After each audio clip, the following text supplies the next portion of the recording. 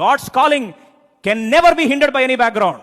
ఈరోజు పరిచయులాగా శాస్త్రులాగా ఈ బ్యాక్గ్రౌండ్ ఉంటేనే వాడుకుంటారు. ఈ background who cares your background? నీ బ్యాక్గ్రౌండ్ తో పనేంది? దేవుడు ఎవరినైనా వాడుకుంటాడు. దేవుని పిలుపు ముందు ఎటువంటి వెనుక చరిత్ర అయినా తల వంచి ఓడిపోవాల్సిందే. You have no right to brag about your background and qualification. God cares a damn about it. You know why?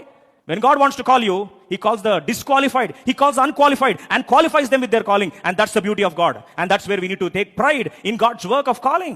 దేవుని పిలుపుని బట్టి అది చేయించాలి. ఈరోజు పరిసయ సిద్ధాంతంతో ఈ యొక్క మైక్రోస్కోప్ పెట్టి, లెన్స్ పెట్టి, మ్యాగ్నిఫైంగ్ పెట్టి, వీళ్ళలా who gave you right to judge? ఎవరిచ్చారు నీకు హక్కు తీర్పు తీర్చడానికి?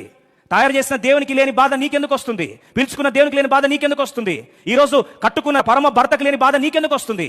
Don't be a hindrance for some once ministry and calling. నువ్వు అడ్డుబండగా నిలిచి వివాదాస్పదంగా మాట్లాడి పుల్లలేరి ఈ రోజు తీర్పు తీర్చే హక్కు నీకు లేదు. దేవుడు పిలుచుకుంటే ఎవరినైనా వాడుకుంటాడు. ఆ పిలుపు ముందు ఎటువంటి అర్హత అయినా తల దించుకొని ఓడిపోవాల్సిందే. ఇదే దేవుని యొక్క పిలుపు యొక్క మహాశయం. ప్రియ సోదరి సోదరులు, రూతువా ఈ రోజు తీతులాగా ఎవరైనా అడ్డుబండేస్తున్నారా? కొన్నిసార్లు పేతురు లాంటి వాళ్ళు అడ్డుపడతారు.